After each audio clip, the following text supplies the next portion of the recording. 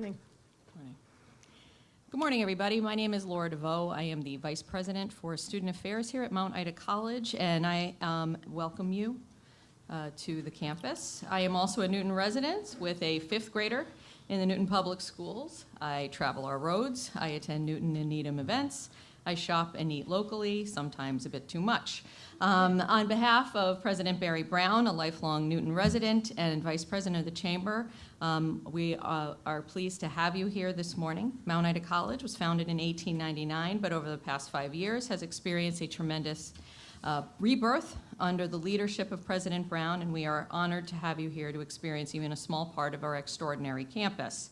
Mount Ida College and the City of Newton have formed important partnerships since President Brown's arrival in 2012, including Newton North High School's award-winning Transitioning Together program for first-generation college students, which holds its annual retreat and kickoff events facilitated by Mount Ida College staff and students here every February.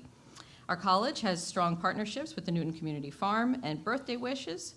Students have volunteered at events, courses have acted as consultants for these organizations, and Mount Ida has hosted annual events for these groups. Mount Ida College current enrollment is at 1,400 students, which is quite healthy, and we are enjoying our largest enrollment in the history of the college. Our students shop in Newton Center at the shopping plazas on Route 9 as our shuttle bus loops these locations daily. They also find internships and even permanent employment in the Newton-Needham areas. Over 87% of our students obtain jobs in major within 12 months of graduation. The national average for that is 46%. And if you want to be part of that employment pool, I am happy to connect you with our Career Center.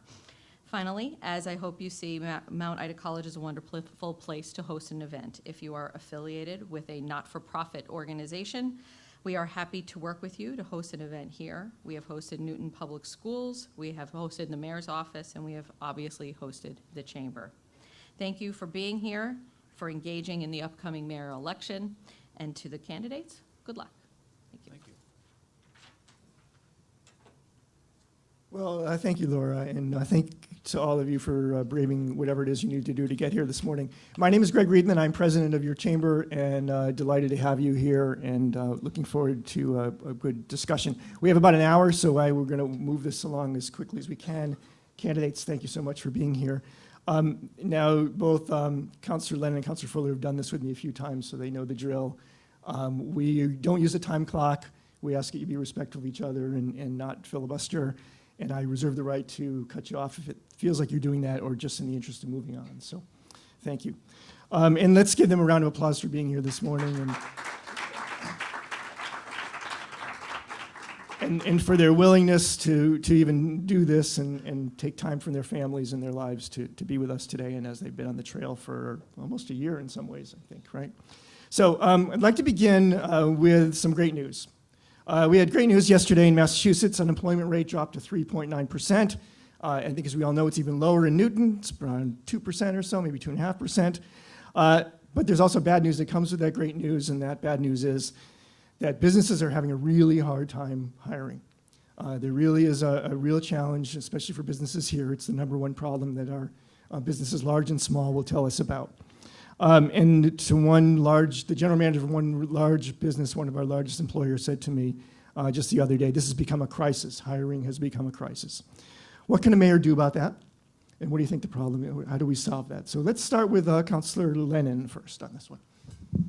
Thank you, Greg, and thank you for everyone being here this morning, and the Chamber for always asking the candidates to come and talk about issues important to Newton. And I really appreciate this opportunity this morning. I did want to take 1 second that if I didn't do this, I would be in tremendous trouble.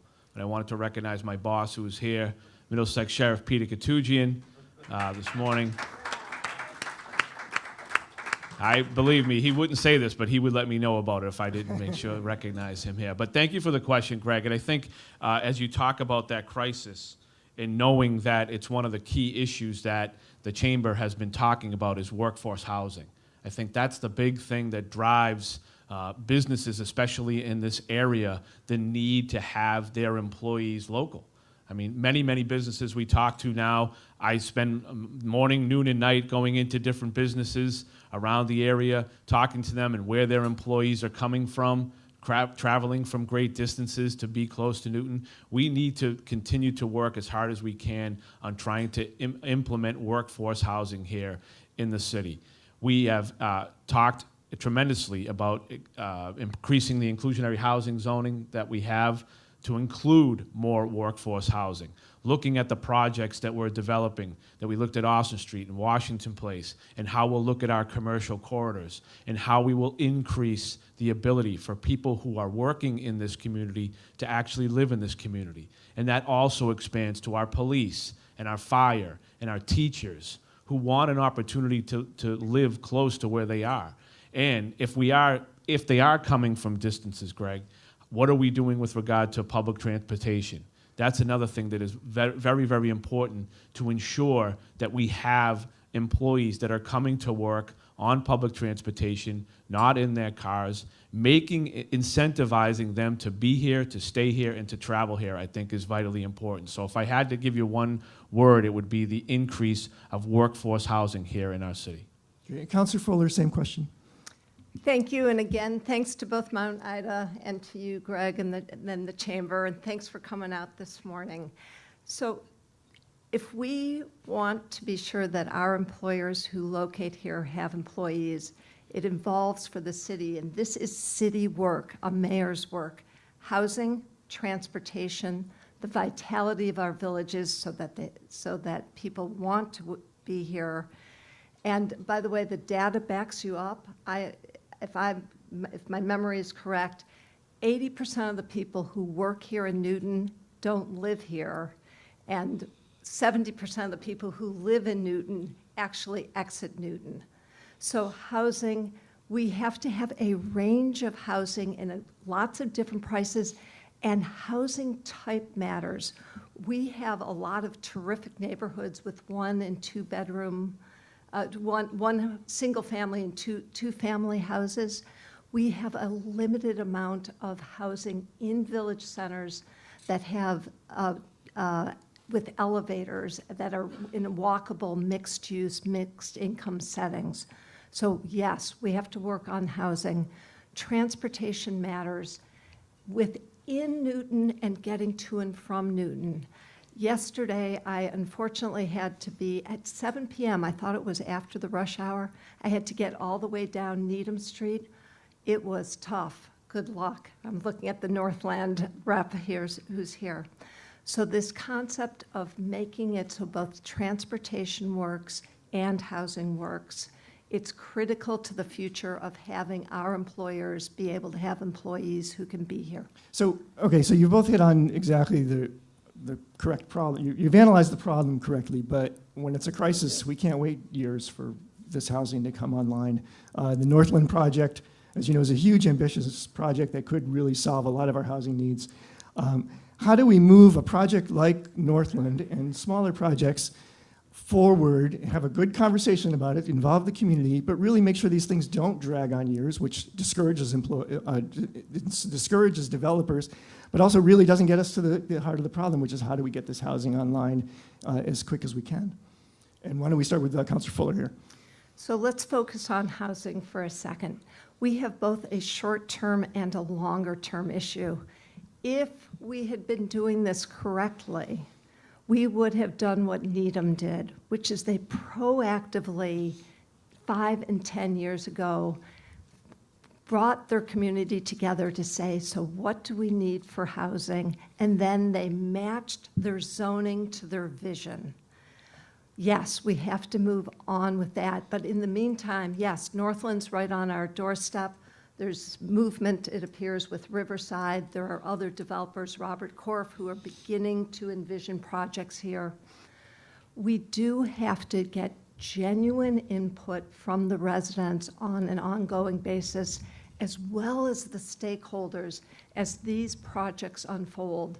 The mayor also plays an important part of this right at the beginning.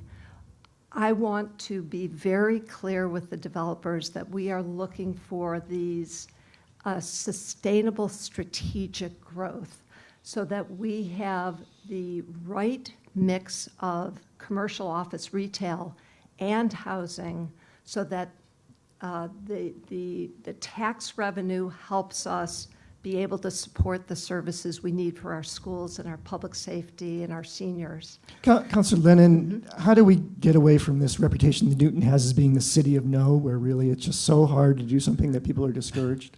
Proactive planning. That's how we do it, Greg, and I'll expand a little bit on that. But I did want to touch on one thing that Councilor Fuller had said when she talked about driving down Needham Street last night, and she looked at you and she said, good luck. It's not going to be about good luck. It's going to be about working proactively together, interactively together. And as president of the city council recently, where the planning department just came out and said, we want to expand the Needham Street area vision plan. We want to see what that looks like. Well, albeit I think we're a little late to the game in developing that plan. However, as mayor, I will know that I will be at the table working with you, with the planning department, with those residents. And as city council president, was also the individual who put the different counselors from the area onto this committee that we will work on together. So I don't want to sit here and say as mayor that I'm going to say good luck. What I'm going to say is how we're going to work together to develop that plan, that transportation demand management plan that everyone's talking about, that I think is vitally important. So back to your point, Greg, that you were saying, could you just repeat your question? So we have this reputation as the city of no. It's Right. it's so hard to do everything here in Right. terms of development, in terms of improving your opportunities as a business. How do we change that reputation so people understand that Newton is open for business? So as I mentioned, proactive planning would be vital in working on that and not having that reputation as being the city of no. We have already started working on the permitting process, looking internally on what that would look like. And as someone who sits on the land use committee, as president of the council, trying to bring different people together, working with the chair of the land use committee that I appoint, looking at planning, inspectional services, engineering, all ways in which we could help streamline our special permit process here in the city. Also, looking at some further opportunities to do things by right, looking at our zoning, how things could be made more effective with better planning and getting that stakeholder input up front, I think is vitally important. The economy, the business is driving the economy, obviously, and we depend so much on that revenue for our city, for the growth of our city. And if we have opportunities where developers, petitioners keep coming to this city and they're saying, why am I going to take my chances here going through this whole entire process and at the end of the day getting my 15 votes and not that 16th vote, why would they put themselves through that? Proactive planning will help do that at the very beginning, Greg. Putting everybody at the table to figure out how we are going to solve these complex problems up front so you're not doing that on the back end. And the mayor has the opportunity to set a vision with City Hall, because a lot of times what I hear from petitioners is it takes so long to do things through the city. But the city council is probably the back third of that process. The front 2/3 of that process are what they're working on in our development review teams and with our departments, and then looking at some of the things we may be able to do better administratively. Great, thank you. I want to move No on to another problem. topic. We'll circle back here to this, I'm pretty sure. So when we were together at a forum the chamber sponsored with the candidates back in, I believe it was August, I asked each of you and the other candidates whether you would raise taxes, whether you would seek a tax override in your first term. Only Councilor Sangiolo said yes. Among the three of you, you both said it was too soon to know. You need to do some further study. You weren't sure. We're now 2 months later, and on Monday, the mayor released his 5-year capital plan for the city. And according to the projections in there, in fiscal year 2000, we'll have a $2 million growing revenue gap of $2 million. A year later, it moves to $6 million. A year after that, it's $9 million. And by 2023, it's almost $20 million in revenue gap. Can you tell us now whether you're going to raise our taxes? Councilor Fuller, why don't you go first? Yeah, I'd love for her to go first. So Greg, you and I were thinking the same along the same lines. I see you brought your copy, I brought mine. I cannot tell you today if we're going to raise taxes. I'm going to tell you a couple things. This is our 5-year forecast. The only numbers in the book are on these 2 pages. This is the forecast. I have an MBA. What I did in 2008 and 2009 here in the city of Newton was to spend a year appointed by Dory Zalesnik, Mayor Cohn, and Lyle Baker. I was vice chair of the Citizen Advisory Group because remember what happened in 2007, beginning of 2008, the crash that we were facing? The structural deficit was even larger then.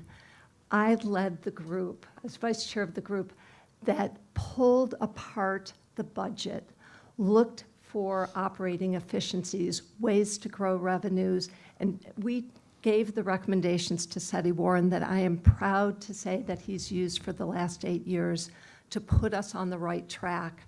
I am so looking forward to getting into office and as mayor and drilling down again much past this level of detail to really understand the cost drivers, the revenue opportunities. And I'll tell you, just in general, I really believe in it being an inclusive, diverse city, a place where millennials can come here and start their life here, a place where we're just talking about making sure housing is affordable here. Your first instinct is not to raise taxes. It just makes it that much less affordable for people to be So here. just to clarify, though, So I might eventually conclude that we'll need an override, but no, I'm not saying that we need one today. you've been on the finance committee, and essentially your entire time in the council, you've been following this closely.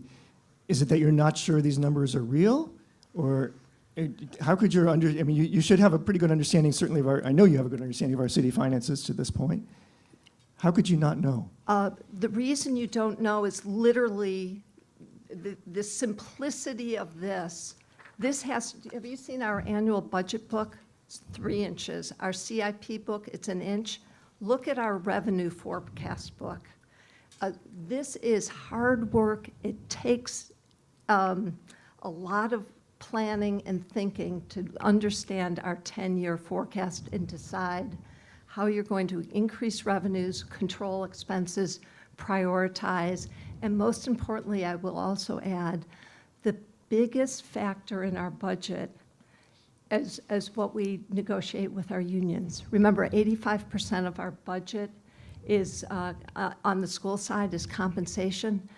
You do need, and all those union contracts are coming at us. Just think about what the mayor's role is I want on to that. get to the unions in a minute. Councilor Lennon, are you going to raise our taxes? How I will go about it, Greg, is looking at capital debt exclusion overrides for future capital projects. I think that that's the smart way to go. I want to address and if I am going to raise taxes, I'm going to explain to folks where I'm going to raise it, how I'm going to raise it, and look for revenue enhancing ability too throughout my 4 years as mayor. But I want to get to the 5-year forecast because this is where I believe it's vitally important to have someone that has public sector finance experience on a day-to-day basis. These 5-year forecasts, the numbers that Greg talked about, that $20 million gap 5 years from now, okay? That is specifically built into our forecast by design. This has been in our forecast every year. Last year's forecast, the amount of money that showed after 5 years was a $16 million deficit. This is done by design because we budget very conservative on revenues and very aggressively on expenditures. Our philosophy of what we've done has been laid out very clearly also in our capital improvement plan, not in the forecast. It says that we have allowed up for a 1% gap each year between our revenue projections and our expenditure projections.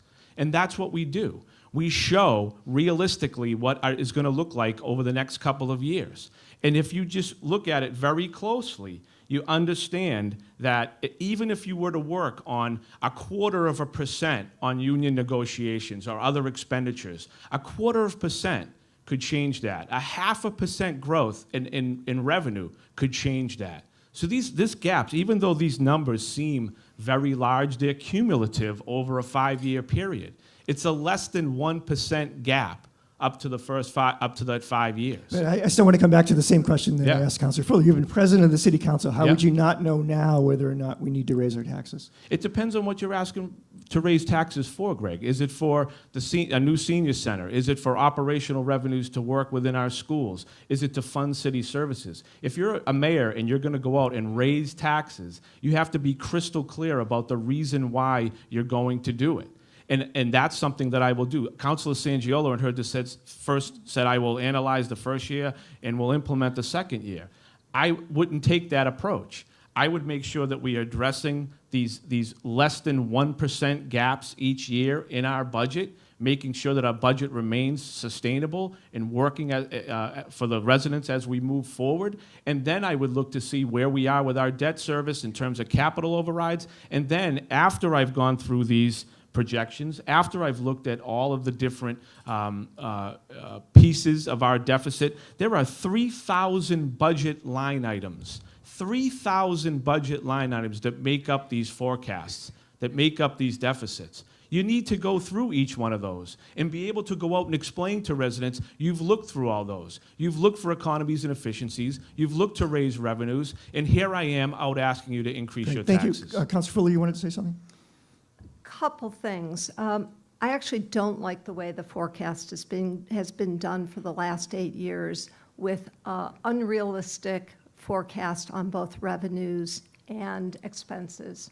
That's not the purpose of doing a forecast. You want to do it in a much more accurate way, and then you want to do sensitivity analyses, and that's a second stage.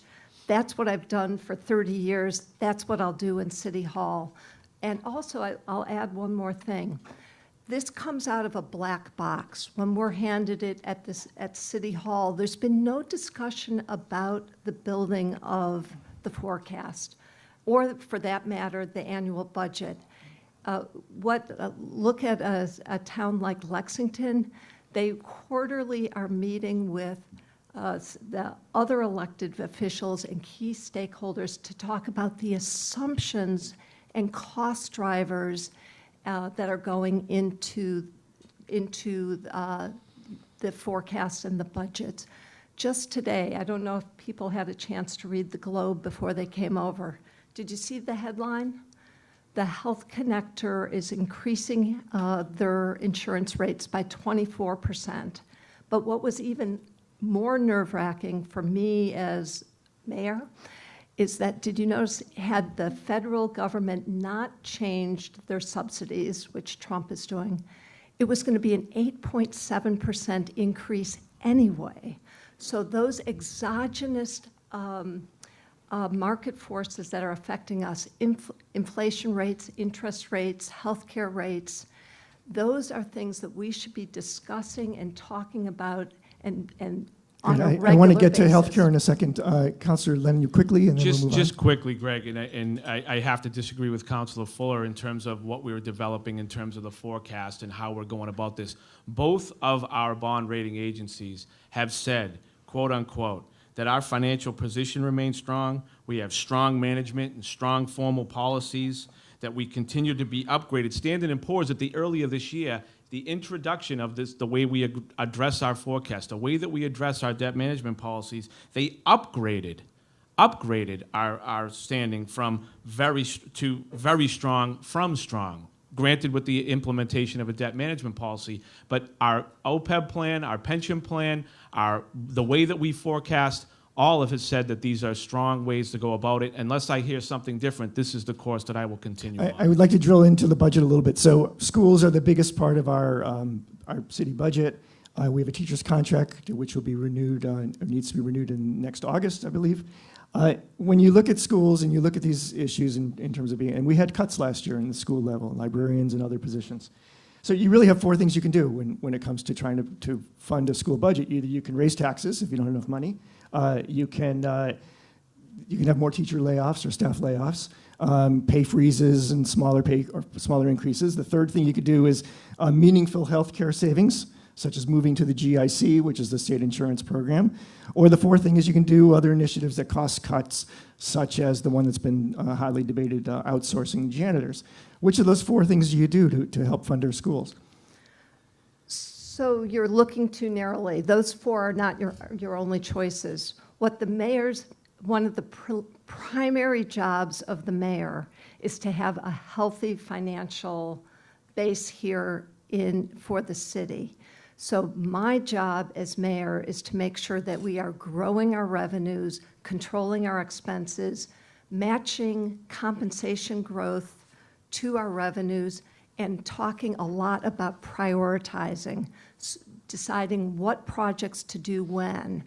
And so that for the mayor, the main thing that you left out is making sure that the mayor, the most important decision the mayor makes, I would argue, every year, is the allocation to the school budget. Yes, the city council approves that, but you will have seen that that has always been approved.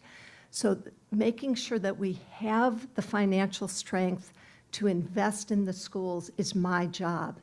That's what I'm good at. That's what But I'll be at the end of the day, doing. we still want to know what you're going to do as mayor to help us. And under Mayor Cohen, he gave a lot more money to the schools than Mayor Warren did proportionally, and at the expense of a lot of our infrastructure. Where are you going to put your priority? How are you going to make sure that we get there? If the budget gets tight, here's what you can count on from Mayor Fuller.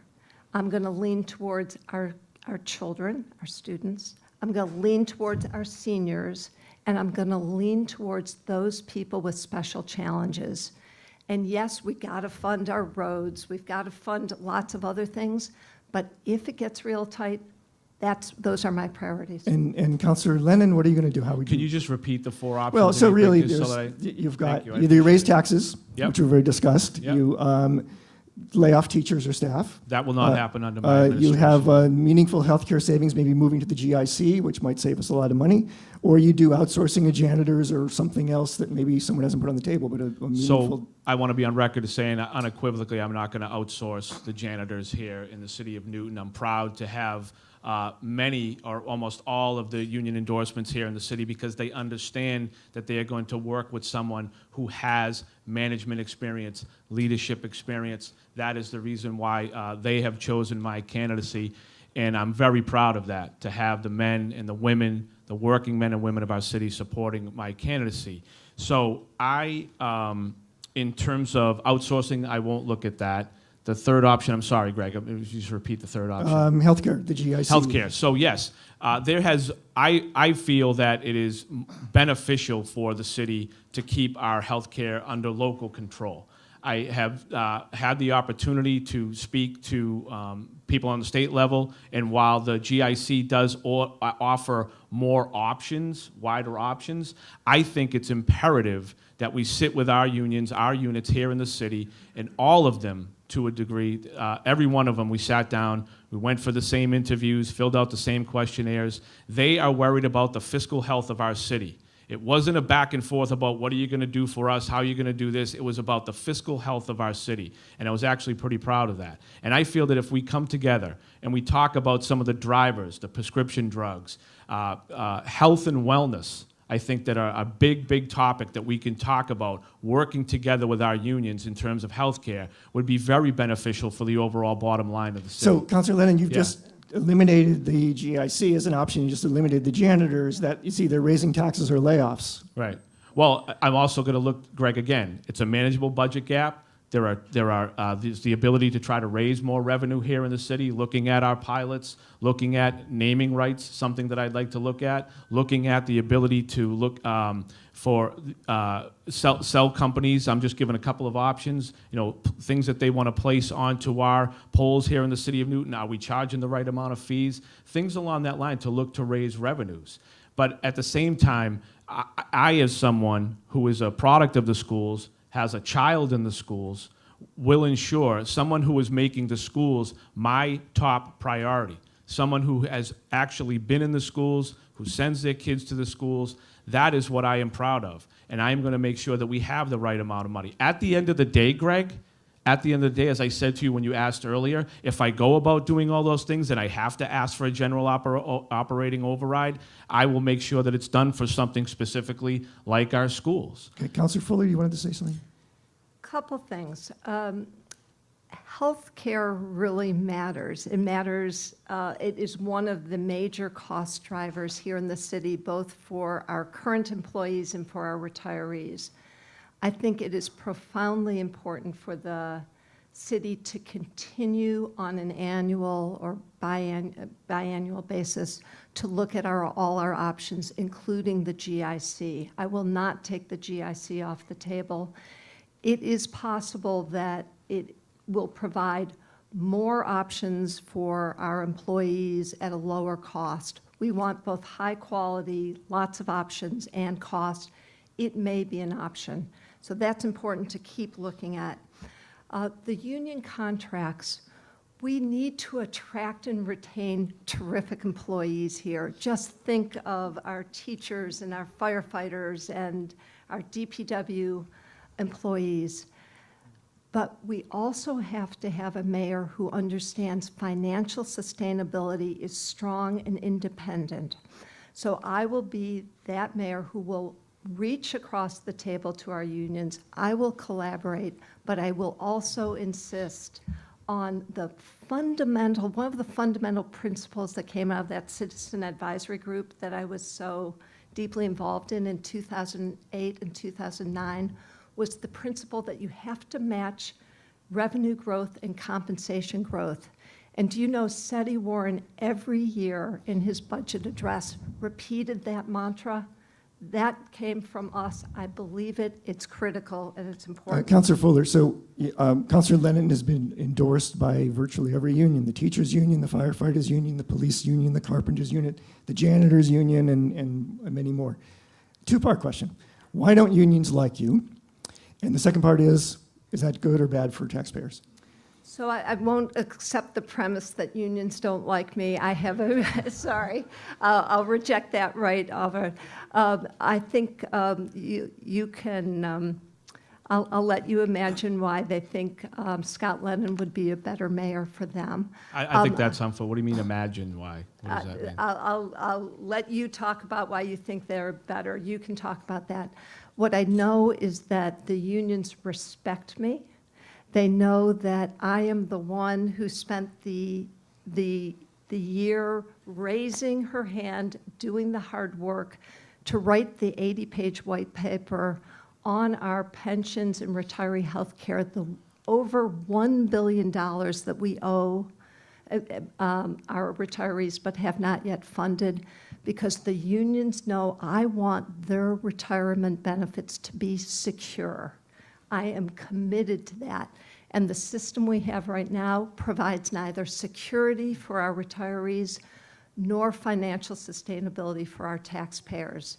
So the unions, they know they will have a partner with me. They know that I respect them. They know that I care deeply about our employees.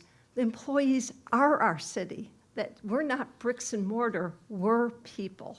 So I'm sorry, there was a second part. Well, really, is that a good thing or a bad thing for taxpayers that unions are not supporting you? I'll let the voters decide that. Would I have loved to have their support? Sure, yes, absolutely. So, But the Councilor voters Lennon, will decide. should taxpayers, including our commercial taxpayers, be concerned that you have this close relationship with They should not. Again, I'm proud to have the endorsements of the men and the women, the working folks here in the city of Newton. What I think is important to understand is that we have financial management and financial management guidelines and policies here in the city. We will not negotiate compensation packages that outpace the growth rate of revenue. The unions sat with both of us. The unions talked. We filled out the questionnaires, we went through the interviews, we sat and talked. They came back and said, we want someone with the management experience, with the financial budget experience, with the leadership experience. You've exhibited that over your 16 years as a councilor, 8 years as president of the council. The ability to collaborate and work and put ideas on the table, that's what they want to have. They want to be able to have a voice and work collaboratively. So no, I don't think anyone should be concerned. In terms of the term independence, if you truly wanted to be independent, you wouldn't have sought the union endorsements. That's the key. That what it is about collaboration. It's about coming together and setting a tone at the top in terms of how to negotiate. That is something that I have effectively done for 16 years, 8 years as president. And going back to the GIC, just real quick, Greg, the GIC, we have done a cost-benefit analysis each year of our plans versus the GIC. And each year, my understanding, those analyses have showed that our plans are actually performing better, and how we're performing is better than the GIC. 1 year, I believe it was different, and that was because the state had helped influx some money into the GIC. Councilor So, Lennon, what is Newton's identity? in terms of just its What's identity, Newton's identity? Yeah. welcoming, inclusive, diverse, hardworking, strong on education, and we need to improve the business atmosphere here in the city. Councilor Foley, How's same that to question. loop that back? What's Newton's identity? I'll go to that in one second. Just Okay. mention one thing. Those financial management guidelines that Scott referred to and the debt management guidelines, you know whose computer they came off of? Mine. I sat down with the comptroller and the CFO. When I first came on the board, they hadn't been updated in 20 years. They literally came from my computer. When we had to update the debt management guidelines in the last year, who typed them up? It was me. So our identity. That's a lot of credit to take, honestly. I mean, I literally, I was in the meetings, I wrote them up, and so it's, I'm not bragging, I'm stating very a fact. collaborative effort by a lot of people in the Right. city. But a lot you know of people whose in the person, city. who wrote, who literally typed them up and created the editing document and submitted the final one that got things, that literally from my computer. And leadership, management, consensus building, I've been known for that for 30 years. So what's Newton's identity? Newton's identity, I wish we were known for being welcoming, inclusive, and diverse. I actually think we have a lot of work to do on that. I'm happy to have been a leader in making that more true. We've got work to do. Our identity, we've got the greatest schools that we're known for that. We're known for our fabulous location. It's amazing, literally, where we're located. We're known for the people who live here. We have extraordinarily close neighborhoods, interconnected networks. We're known for that. We're known for our fabulous civic life, from the New Phil to Green Newton to, it just goes on and on, the ways you can connect. Even our faith organizations are vibrant. People love living here. We're All right, so a different just question. amazing. So what makes you mad? What makes you mad? What makes me mad? I'm just going to pause and think about that. There's a couple of things that I am so passionate about that we need to change. Getting across the city at rush hour makes me mad. The condition of our roads and our sidewalks makes me mad. What is happening to the affordability here makes me furious. We're being torn apart because of the affordability. It makes me mad that there are shared goals here, but yes, we're increasingly divisive here. Boy, I really want to dig in on that. Great. Councilor Lennon, what makes you mad? What makes me mad is the lack of attention to detail. That's what makes me mad. I go around the city. I've been a councilor here for 16 years, 8 years as president. Not having strong oversight is what makes me mad. There are a variety of things, as Councilor Fuller just talked about: rush hour traffic, affordability. Yes, at the top of the stage. But I really feel that when you're going door to door, I've been going door to door now for 10 months and talking to residents at their front door, my experience has been is they're always very concerned about what's happening right outside their front door. And what I feel is that oversight of city departments, oversight of what's going on out on our streets and our sidewalks and our roads and in our schools, that type of stuff is where you feel that you need a manager who has that experience, can look at the big picture, but then also has his hands around the day-to-day operation. And I hear story after story, Greg, when I go out, hearing about former Mayor Mann, about how when he was out meeting with residents and something small would be happening. And back then they didn't have cell phones, but he was on the phone and being able to take that right away. And that's one of the things that I think that actually is what makes me mad, because those things, that oversight, those small details, sometimes end up being larger problems within your departments. Great. And that's something that I'd Thank like you. to... I'm going to actually ask you a question on something that maybe didn't make me mad, but annoyed the heck out of me. So back in 2014, the Board of Aldermen approved the use of second water meters outdoors. And the whole argument was it was unfair that residents were paying, or people were paying, for water that went into the ground to pay sewer rates. So we had the ability for residents to install a second water meter where they would not have to pay the sewer rates. Businesses didn't get that same option. Why is it fair to charge residents sewer fees for water that they put in their lawns, but also fair to charge businesses for the exact same thing? Councilor Lennon. So I supported the second meter water program, and you're right, Greg, it's something that I would want to take look at very closely as we move forward here in the city. And actually, we didn't allow it for residents either for residential structures that were above 4 units, because they're technically considered commercial. And I've heard from a lot of condominium owners, a lot of other large residential scale areas that want to take advantage of that as well.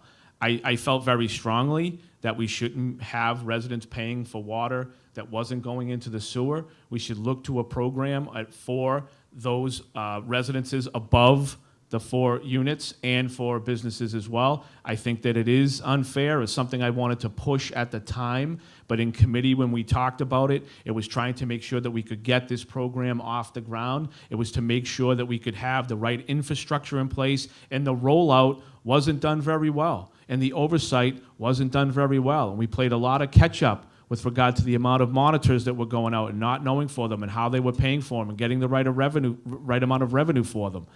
When you talk about what makes me mad, there are things like that may seem small, but they end up being a larger picture item here in the city of Newton, and that's something I have experience with. But to your point, yes, I think it's something we need to address moving forward. Councilor Fuller, same question. Why is it fair to charge commercial businesses for something that was unfair to charge residents for? As some of you probably know in the room, water, sewer, stormwater is something that I've spent a lot of time on. For 5 years, Deb Crossley and I met with the Department of Utilities, first to roll out a sewer strategic investment plan, then water, then stormwater. Deb Crossley and I brought this switch in the rates so that sewer would not be charged for outdoor meters, and we argued vociferously for having it apply across the city. In order to bring the rest of the city council on board with this change, we compromised. Sometimes you compromise in order to move something forward. That we compromised on. Moving forward, I'm looking forward to moving it to the next step and making it fair for all users. But why was it fair to even allow that to go forward? In order to make the switch first to having sewer not be charged for outdoor meters, for outdoor sprinkling, we had to get agreement, and that was that was the way we started. In order to get the votes, we did it. And again, you have to know when to lead and when to compromise. And on that one, I was willing to compromise to get the short-term first step done. Let's keep moving it forward and making it fair. Okay, next question. Councilor Fuller, what's your vision for Wells Ave? Wells Avenue. It's such an important area to the city. Everybody probably in this room knows it's the most important office park we have here in Newton. Here's my vision, that we do a couple different things. We have to think about growing it, making it vibrant. To grow it, we have to think about access to it. As everybody probably knows, we've got that just one road in, one road out, and it's narrow and clogged. So we have to look for other means of access. I would argue not just a second, but probably a third, so it works wherever the additional outlets are. We have to be looking at allowing retail and restaurants there. We have to be looking at making it a vibrant place so that employees have something to do other than just go into their individual building. So I'm So can I just excited. Yeah, clarify, when you say let's we keep need to going. look at restaurants, we need to look at a secondary We have restaurant, to do you mean to say change we the need zoning. restaurants, we Yeah. need a secondary restaurant? We're not going to look at Correct. it, you would, We need- okay. Absolutely. we Counselor need it. Lennon, same question about I'll Wells add Ave? some more. Can I add just one last thing? Transportation in and out can't only be single occupancy vehicles. We really have to be looking at shuttles that the city can partner with, as well as things, making bike paths work. Okay, Counselor Lennon? Wells Avenue needs a partner at City Hall. That's what they need, and they haven't had a partner at City Hall in quite some time. I think that that's important to do. I know that a number of counselors and the business owners from that area have been working collaboratively very recently.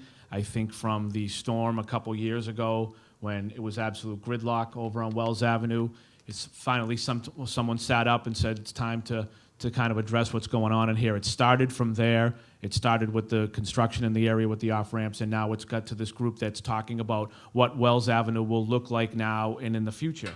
And I think that that's vitally important.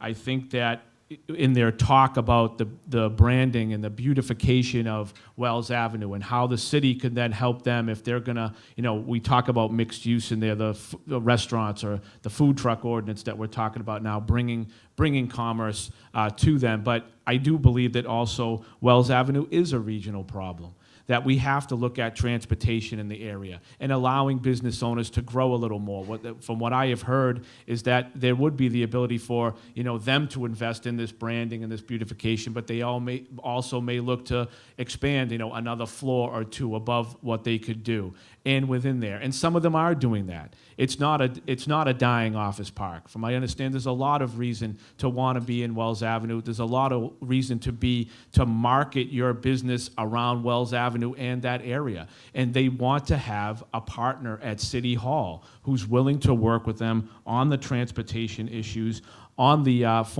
second form of egress that I believe we're talking about with this institution here.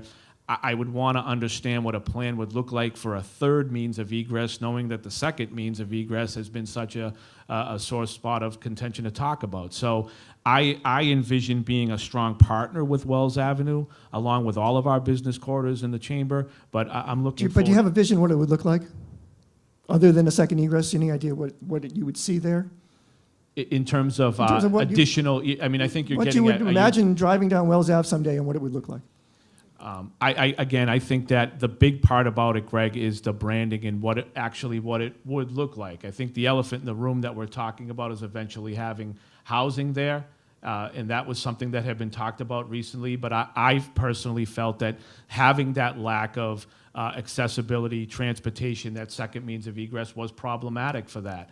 And I do believe that Wells Avenue is a little bit unknown. I mean, as you drive up to Wells Avenue, you don't even know there's not even any Wayward signage to figure out what we're doing and how we're doing it. So, So I want to move across town now to Washington Street, and I know you both have seen the video that Robert Korf helped commission. That was a vision for Washington Street and really talked about biking and narrowing the road and all these things. And most of you hopefully have seen it, or it's on the Chamber's website. Councilor Lennon, can you give me your vision for Washington Street? it was bold, I'll tell you that. That was something, quite a sea change from what we have now on Washington Street to what Mr. Korf is talking about. And I at least like the fact that it is the beginning of a conversation.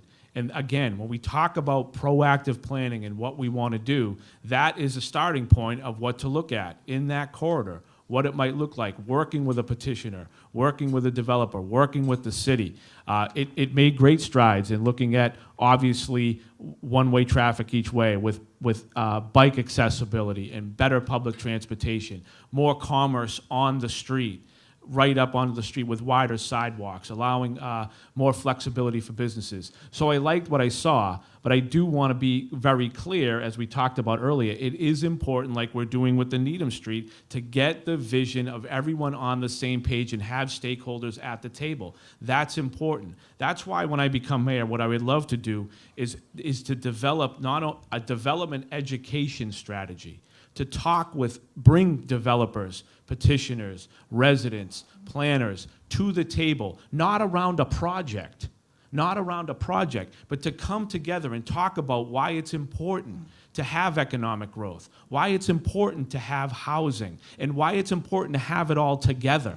That is what's important. And when we keep trying to do this around projects is where we start having the loggerheads and where we start to have problems. If we could do that, if I could do that at the outset of my administration, not around a project, it helps with communication and it helps with putting things on the table. And that's something that I would have Mr. Korf at the table about. Just let me finish. One more minute. We're running short on time. Go One ahead. more minute, but I think it's really important. Everybody in this room knows that Mr. Korf is purchasing more properties or negotiating more properties along Washington Street, and that's great. But we cannot keep reacting to what that is happening. We have to be proactive and have a good dialogue with him. He's got a good vision. We have a city that wants to do more. I think it could be a good working partnership. Councilor Fuller, Washington Street. Washington Street, here's my vision. First of all, is that we proactively, as a community, create the master plan for Washington Street. We don't have any master plans for any of our commercial corridors or our village centers. Let's do it and do it now so that we can change the zoning to match our vision. But what was exciting about looking at least this one developer's vision for Washington Street, it was walkable, livable, it was mixed use, mixed income, it worked for cars, pedestrians, bicyclists. It was alive and vibrant and thrilling. So there's a lot there. It had the right design and scale. It had investments in the commercial rail so that they were accessible, and it was really holistic, and that's exciting, and there were so many elements there. Here's the rub, though, that it didn't really do well. That soft transition in between what's happening right on Washington Street and on what faces Washington Street and what's literally right behind the housing that's there, that transition, you've seen the pushback, whether it was Washington Place or the Sunrise development. Getting that transition really matters. We've got to do it well, and we've got to think about it right from the beginning, because the residents who live right there, you do have to listen and get the transition right. I'm going to move on so we could get a couple more questions in. Let's start with Councilor Fuller here. So it's the day after you've been elected mayor, and you get a call from Governor Baker to congratulate you, and you realize in that call there's probably just one opportunity here to ask him one thing. What's the one thing you would ask the governor for the day after you were elected? I would be focusing on funding so much of what we get from the state, funding for our schools, funding for transportation, funding for water, sewer, stormwater. We need that funding to be strong and to be growing. That's what I'd be focusing on. Councilor Lennon. I have to agree. It would be local aid, but it was also, I know he's made a commitment to ensure that all the money is in place still for Needham Street and for all the surrounding area. Great. So next question, and maybe our last question. So can you help me understand, a lot of these issues are obviously important. In some cases, I think a lot of observations among many voters, myself included, there's not a lot of difference between you and issues. We saw some small differences here. The other role of being a mayor, of course, is managing the city, and that's where maybe we can find some differences. But maybe start, Councilor Lennon, tell me who's a manager, the mentor of yours who really shaped your management style, and tell us what you think your management style would be as our mayor. So I think it's really important, very important to have management experience, to have a managerial style. I think that that's really important. I've worked every day in state government. I'm on unpaid leave right now to be here campaigning full time. I work every day managing folks, staff of 9 right now, has managed a staff up to 25.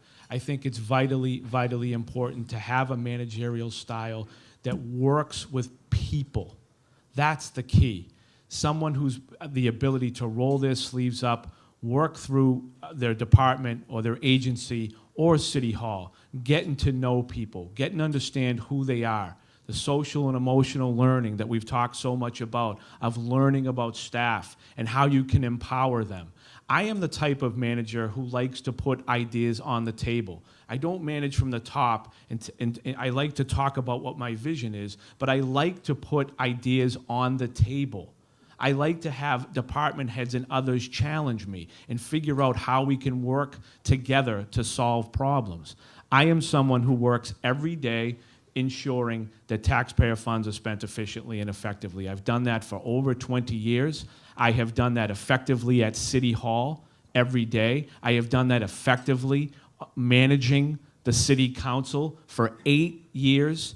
Been elected 4 times by my colleagues, 3 times unopposed, because they trust my ability to manage and lead and collaborate and listen and get the job done.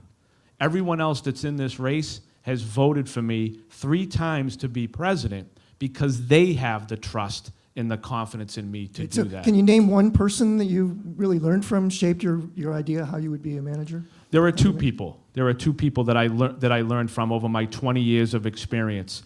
First was the late Auditor Joe DiNucci, who was not your typical manager, but worried and worked hard worrying about people and how government affects them. That was first. The second, and not just because he's here, but Sheriff Katujian has actually taught me to be a really good listener.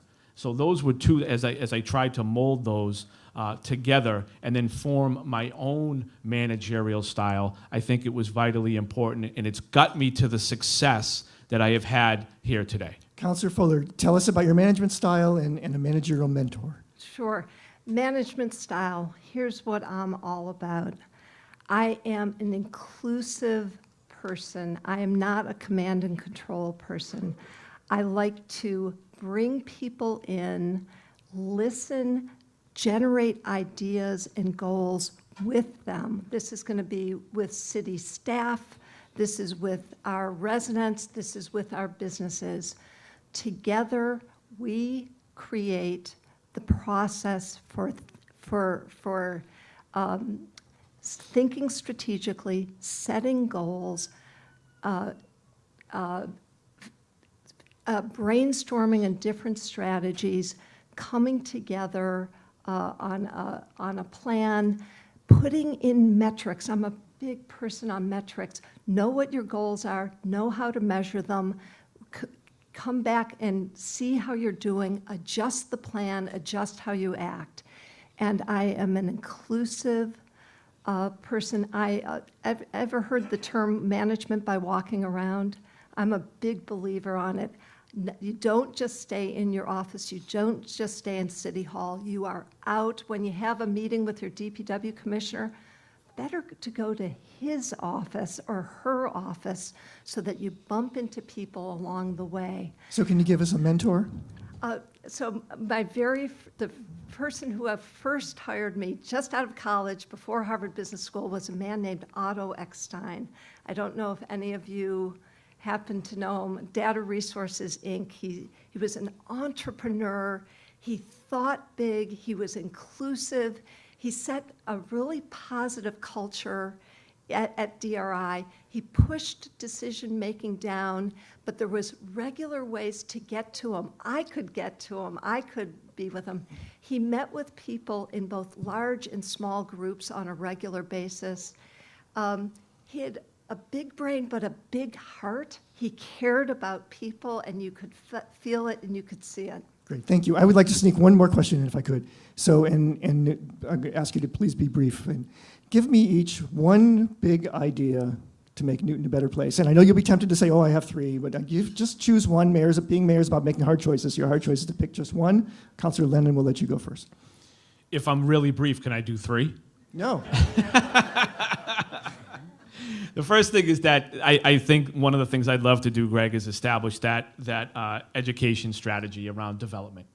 all kinds, commercial, residential. That's something, and not having around a project. I'd like to look at a chief business liaison here in the city to work with existing businesses and new businesses. And I've also announced a Women's Advancement Council mirroring Boston. Sounds like you snuck in 3. Sorry. Counselor Fuller?